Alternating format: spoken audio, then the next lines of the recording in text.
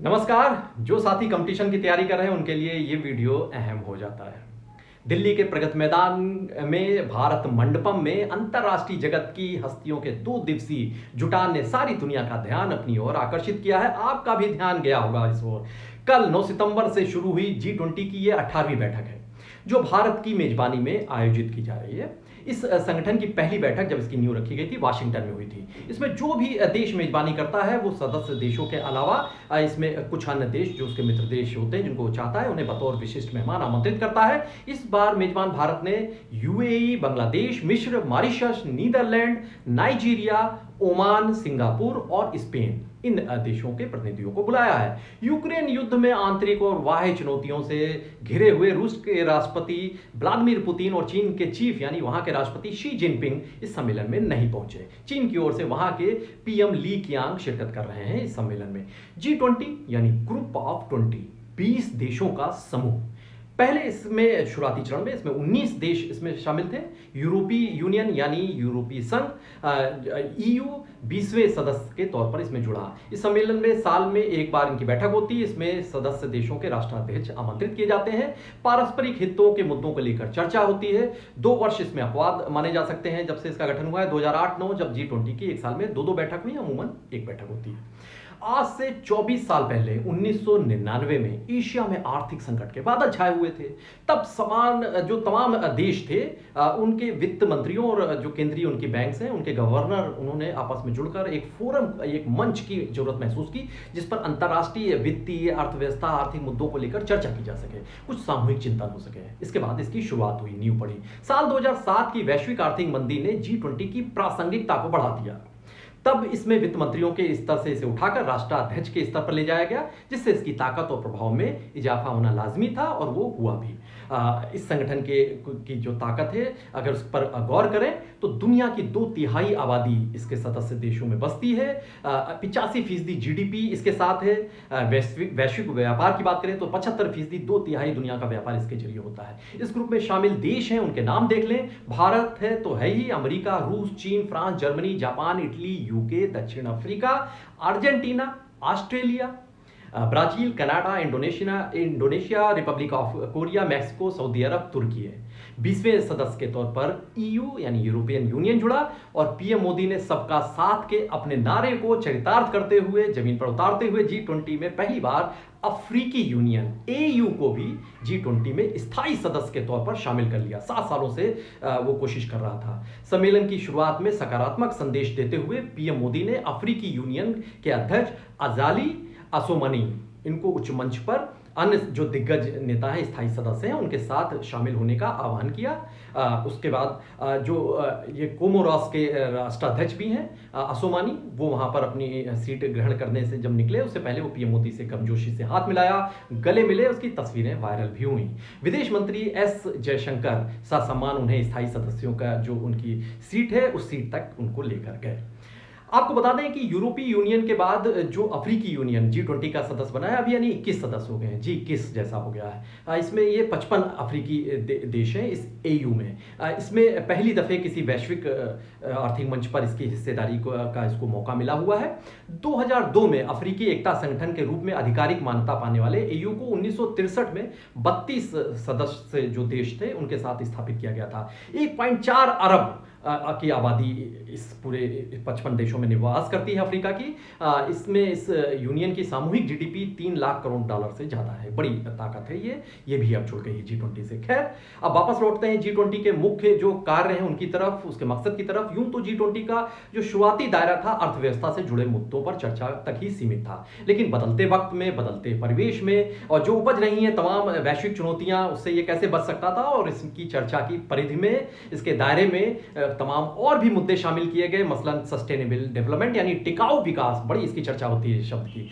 सेहत, कृषि, ऊर्जा, इकोनोलॉजी की बात है, जलवायु परिवर्तन की बात है, भ्रष्टाचार, अवैध शस्त्र, अपराध, वैश्विक जो हो रहा है व्यापार है, आतंकवाद है, ये सारे मुद्दे भी इसमें जुड़ते चले गए। G20 2 पक्षों के साथ साथ गतिशील रहता है। एक है इसका फाइनेंशियल ट्रैक, 2 पथ हैं इसके। फाइनेंशियल ट्रैक एक है जिसमें सभी देशों के जो वित्त मंत्री हैं, केंद्रीय बैंक हैं, उनके गवर्नर हैं, ये मिलकर काम करते हैं, तमाम मुद्दों के ड्राफ्ट तैयार करते हैं, क्या जरूरतें हैं उसको देखते हैं। और दूसरा होता है शेरपा ट्रैक, जिसमें हर देश का एक शेरपा लीड करता है। शेरपा शब्द, इस पर गौर करिए, ये शब्द जो है पहाड़ से लिया गया है। ये एक शब्द है, इसका मतलब होता है एक ऐसा शख्स जो मिशन को आसान बनाता है। पहाड़ों पर लोग चढ़ते हैं तो शेरपा का इस्तेमाल करते हैं, उनकी सहायता लेते हैं। G20 में के जो शेरपा लीड भी अपने अपने देश के जो प्रमुख होते हैं उनका काम आसान करने का ये जिम्मा उठाते हैं। सभी सदस्य देशों के जो शेरपा हैं बैठकों के जरिए अपनी पहले बैठक करते हैं, अलग अलग मुद्दों पर आपसी सहमत बनाने की कोशिश करते हैं। जो फाइनल दिखता है उस बैठक से पहले जो तमाम मेहनत होती है इन शेरपाओं की होती है। इसका कोई, इस संगठन का G20 का कोई मुख्यालय या सचिवालय नहीं है।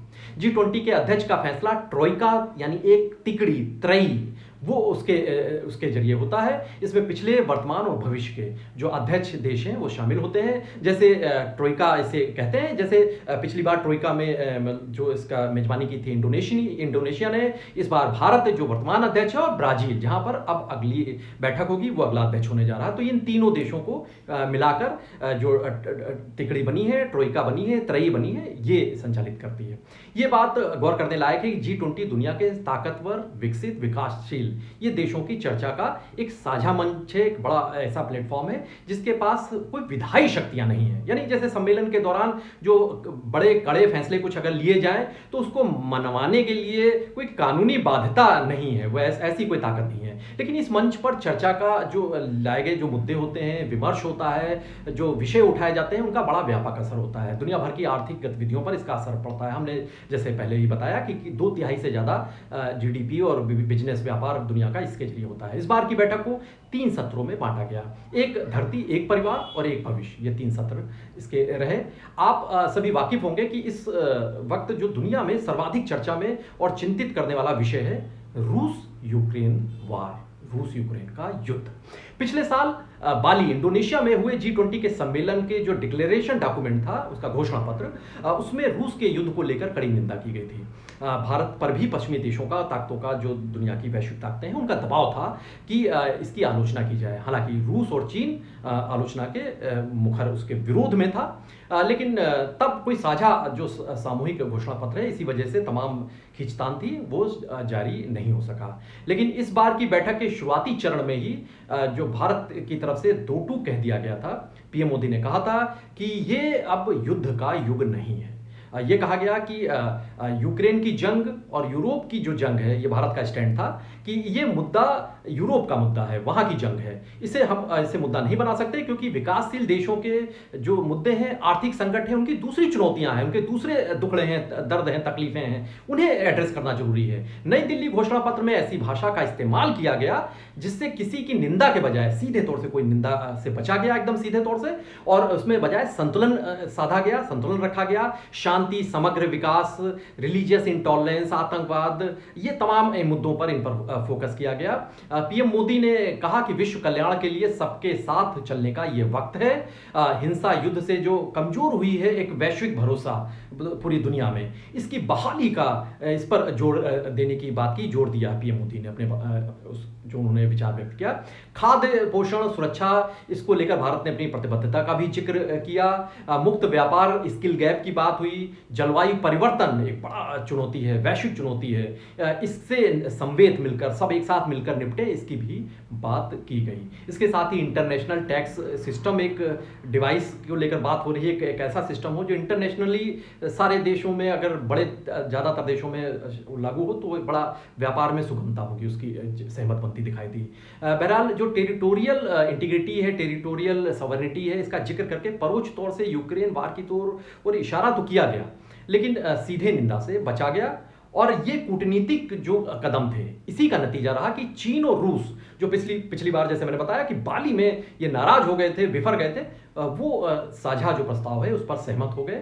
और ये सहमत होना पूरे दुनिया की एक, मतलब G20 के जो सदस्य देशों की सहमति थी, ये पीएम मोदी के वैश्विक नेतृत्व और भारत के ऐतिहासिक जीत के तौर पर इसे आंका जा रहा है। भारत के आर्थिक विकास के एजेंडे पर जो G20 के देश हैं, इनकी जो मुहर लगी है, इसे इसके तौर पर भी देखा जा रहा है। भारत की जो वैश्विक नेतृत्व क्षमता है, उससे इस सम्मेलन में नया आयाम जुड़ा है, इसमें इजाफा हुआ है, ये बिल्कुल तय है। अब ये G20 की हम चर्चा यहीं तक। India middle east European corridor, यानी भारत मध्य एशिया अफ्रीका का जो ये यूरोप का कॉरिडोर है, इसकी चर्चा करेंगे। चीन के OBOR, one belt one road, एक चीन की डिप्लोमेसी है, एक बड़ी दुनिया में अपने फैलाव को लेकर एक बड़ा कदम उठाया जा रहा है। इसके लिए भारत और दूसरे देश क्या कदम उठा रहे हैं इसकी काट के लिए, उसकी भी हम चर्चा करेंगे अगले वीडियो में। ये वीडियो आपको कैसा लगा कमेंट में जरूर बताइएगा। नमस्कार।